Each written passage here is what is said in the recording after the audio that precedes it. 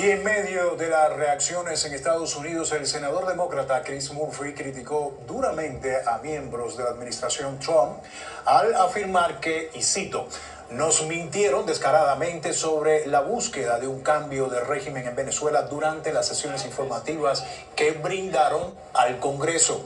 En el programa State of the Union explicó que en esas sesiones dijeron que se trataba de solo una operación antinarcóticos. Agregó que los funcionarios sabían que no estaban diciendo la verdad en esa sala. Voy a Nueva York juntamente para contactarme con el analista político Robert Valencia, a quien le doy la bienvenida y saludo. Robert, gracias por estar con nosotros en el espacio. Bueno, ahí está, parece que está caliente el ambiente político, sobre todo entre los demócratas, que están muy molestos porque, como vimos con este legislador, dicen, nos mintieron descaradamente, sí, como dijeron.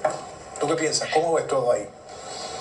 Bueno, primero que todo, buenas tardes, Rey. Un placer estar nuevamente contigo. Sí, hay un descontento dentro de los demócratas. Evidentemente, a quien se le pregunte, pues hay republicanos que apoyan la medida que tomó la administración Trump de llegar a territorio venezolano y extraer a Maduro. Obviamente, los demócratas, no solamente en la voz de Chris Murphy, sino también en el líder de la minoría demócrata en la Cámara Baja. Estamos hablando específicamente de Hakeem Jeffries, que en un programa de la mañana, Meet the Press, para ser exactos, de la cadena NBC, también argumentó que lo que hizo Estados Unidos es un acto de guerra. Los expertos legales, particularmente, también argumentan que se han, digamos, enlodado las líneas. Hay una línea borrosa que ha establecido la administración Donald Trump en determinar que una agresión, en este caso, el Congreso tiene que aprobar una medida como la que tomó Donald Trump en caso de que hubiese una agresión militar de un país a otro, y en este caso, y lo hemos hablado anteriormente, pues no hay una cosa como tal. Venezuela no ha agredido a Estados Unidos militarmente hablando, y ahora lo que está tratando de argumentar es que por las actividades, el argumento que se ha presentado ante la Corte del Distrito Sur de Manhattan es que Maduro es el líder del cartel de los soles y que ha llevado a cabo también actividades gangsteriles. Pero una cosa es actividades penales, una cosa es actos criminales y otro un acto de guerra. Y ahí es donde yo creo que ha entrado el tema de la legalidad de la cual los demócratas han argumentado. Y para concluir, pues esto ha llevado incluso a que senadores, no solamente los demócratas, también en el caso de un republicano libertario, el caso de Rand Paul, republicano de Kentucky, ahora que regrese el Congreso a sesiones la próxima semana, a partir de mañana, pues están tratando de presentar una resolución para limitar los actos del poder de guerra, como se conoce aquí en Estados Unidos, para que Estados Unidos no lleve a cabo actos militares o actos bélicos en Venezuela. Sin embargo, va a ser muy difícil que este llegue a tener la aprobación de la Cámara Baja, porque si se aprueba con una minoría mínima en el Senado, 51 votos, que probablemente los puedan obtener, pues si no pasa, o en el caso de que llegase a pasar en la Cámara Baja, pues el presidente Donald Trump tiene el poder del veto y es muy probablemente que esa resolución pues no llegue a prosperar. O sea que por lo menos lo que se está tratando de hacer es que en el Congreso se tome acción al respecto, pero ahora una medida general, una medida de esa naturaleza, pues va a ser muy difícil, entendiendo las intenciones que tiene el presidente en Venezuela y muy posible en otros territorios, de acuerdo con una reciente entrevista con la revista The Atlantic, porque ahora está diciendo que quiere apropiarse de Groenlandia. Entonces va a ser un año bastante activo en términos de cómo se va a implantar una medida que limite los actos de guerra de un presidente, en este caso el presidente Donald Trump, o del Ejecutivo en general. Ahora, Robert, también la molestia aparte, y lo hablábamos ayer, y esta por supuesto ha ido aumentando esa molestia, no solo en el sentido que dicen los demócratas nos mintieron, sino también en el hecho de las justificaciones que pues ha dado Washington, en este caso el presidente Trump o el secretario de Estado Marco Rubio, en torno a que no se le pidió permiso al Congreso para el uso de la fuerza, cuando ellos mismos dicen, esto está en la Constitución, es anticonstitucional lo que hicieron, así lo dicen ellos, y que dicen, bueno, uno, no vemos que hay un regreso a la democracia, sino que se queda lo mismo, está al frente del país la número 2 de Maduro, eso por un lado, y por el otro, los que están también en esa cúpula, también pues se le estaba, tienen orden de captura y bueno, por uno, Estados Unidos estaba pidiendo 25 millones y por el otro, por el ministro de Defensa, 15 millones por su captura, en fin, todo lo demás, y estos siguen ahí. Quizás por ahí también está la molestia, según desde ayer y hoy he visto muchas entrevistas con legisladores demócratas en ese sentido. Y no solamente ese caso, Rey, quien ha tenido que dar la cara después de lo ocurrido hace 24 horas ha sido Marco Rubio. Es uno de los arquitectos de todo lo que sucedió en la madrugada del sábado en Caracas. Y ha tenido que ir a los programas de la mañana matutina, los programas de la mañana del domingo. Ha ido a todos los programas que se conocen aquí, de las cadenas principales, desde la ABC, CBS, NBC, tratando de explicar lo que trató de decir Donald Trump en su discurso, cuando él dijo que él iba a gobernar Venezuela, que también ha sido el argumento de los demócratas, que dice, si no ha podido gobernar Estados Unidos, si no ha logrado mejorar la economía, si no ha logrado bajar la inflación, ¿cómo se puede hacer cargo de otro país que está en una situación aún más precaria que la de Estados Unidos?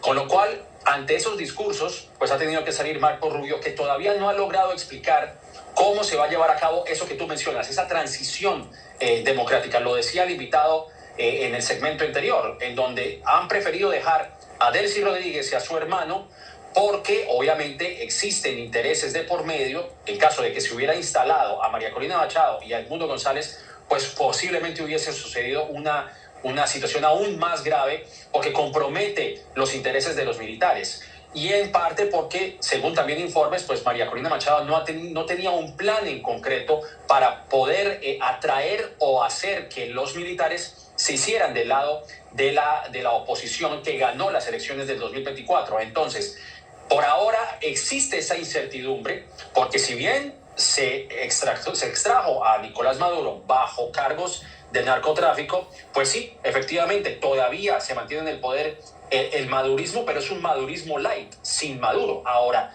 ¿qué va a llegar a suceder si van a haber elecciones? Que esa fue otra de las cosas que no logró explicar Marco Rubio, porque en el programa de Meet the Press, la presentadora le dijo, bueno, pero ustedes ahora van a llevar a cabo elecciones, no sé si en un año o en el corto plazo, ante la ausencia forzosa de Nicolás Maduro. Y digo ausencia forzosa porque eso fue lo que declaró el Tribunal Supremo de Justicia al permitirle que Delcy Rodríguez funja como presidente en ejercicio. Pero con ese título, pues ella no tiene la potestad de llamar a elecciones a 30 días como lo estipula la Constitución venezolana. O sea que está en el poder de manera indefinida, posiblemente hasta que hayan elecciones, pero Marco Rubio no dio indicios de que se lleven a cabo elecciones, porque aquí hay otro punto coyuntural, Rey, y que quiero concluir. Sí, el argumento de la administración es que Maduro no es un presidente legítimo, no lo reconoció en Estados Unidos y por ende tenía la libertad de llevar a cabo estas acciones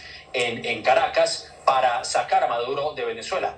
Pero tampoco reconoce a María Corina Machado y tampoco reconoció a Edmundo González, y fue más que claro en la alocución que dio el presidente cuando ni siquiera los tuvo en cuenta para una posible transición. Obviamente yo creo que dos cosas aquí: o de verdad no saben qué es lo que va a suceder, o están tratando de tener un as bajo la manga y no la quieren revelar precisamente para no estropear algún tipo de plan o estrategia para una posible transición en Venezuela.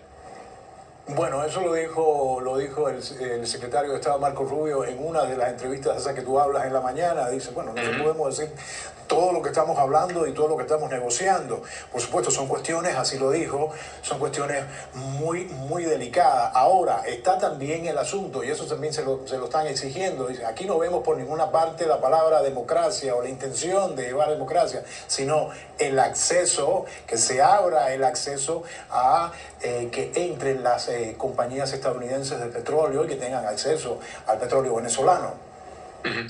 Yo quiero señalar lo siguiente, Rey, que ha sido un tema de debate no solamente en los medios de comunicación, sino también en las redes sociales. Es evidente el júbilo, el jolgorio del exilio venezolano alrededor del mundo. y con justa razón. Es decir, son años, si no décadas, del desmantelamiento de lo que hemos conocido como Venezuela. Es decir, es innegable que el chavismo desde la llegada al poder pues ha ocasionado una grave crisis humanitaria que yo creo que todos la conocemos y en donde los venezolanos de a pie, y hablo específicamente de los ciudadanos, pues han vivido una de las peores catástrofes humanitarias, y la xenofobia que esto también ha conllevado, el enojo que esto ha ocasionado alrededor de los países latinoamericanos, desde Colombia, Chile y en Estados Unidos. Y sí, es cierto lo que tú dices, en esta ecuación del poder, de quién ha firmado qué tipo de acuerdo, qué acuerdos bajo la mesa se han firmado, no se han tenido en cuenta a los ciudadanos. Y vuelvo e insisto, yo entiendo el dolor de los venezolanos que han vivido los horrores del régimen y que ven con la salida de Nicolás Maduro del poder como un triunfo, de alguna manera como un bálsamo de años de tratar de hacer un cambio en Venezuela. Pero la realidad es que al decir que Donald Trump tiene intereses para mejorar las condiciones del pueblo venezolano, pues las pruebas lo dicen totalmente lo contrario. Si de verdad Donald Trump se preocupara por el pueblo venezolano, ¿por qué quitó el TPS a los venezolanos que han precisamente huido de ese régimen? ¿Por qué lo removió? ¿Por qué envió a 200 venezolanos bajo una falsa premisa de que pertenecían al Tren de Aragua a la SECOT de El Salvador? Si de verdad estaba preocupado por la ciudadanía venezolana. Y en el documento no aparece tampoco cómo va a mejorar la condición de la sociedad civil, porque por lo mismo que tú señalas, de llevar las compañías estadounidenses, de que le robaron la tierra y el petróleo a Estados Unidos, bien lo dice Marco Rubio, que no tiene interés Estados Unidos de extraer petróleo porque tiene suficiente, que sí es muy cierto, eso está completamente cierto, pero también hay otros intereses de por medio, hay minerales, hay oro, hay una gran reserva, también lo dijo Marco Rubio en las alocuciones, dijo, ¿por qué Irán, por qué Rusia, por qué China deben tener intereses en Venezuela si este no es el hemisferio? Este hemisferio es nuestro.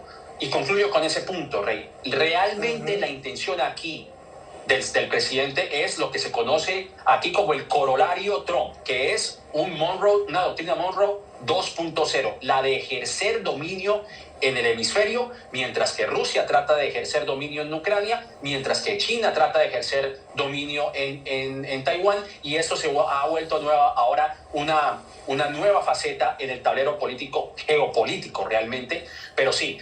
Vuelvo y concluyo con el punto. Los ciudadanos aquí realmente no tienen arte ni parte, lamentablemente. Espero estar equivocado, porque los que han llevado la peor parte de esta situación han sido los ciudadanos venezolanos que han tenido que huir de su país. Bueno, vamos a ver en qué para todo este asunto. Gracias, Robert. Era Robert Valencia, analista político desde Nueva York.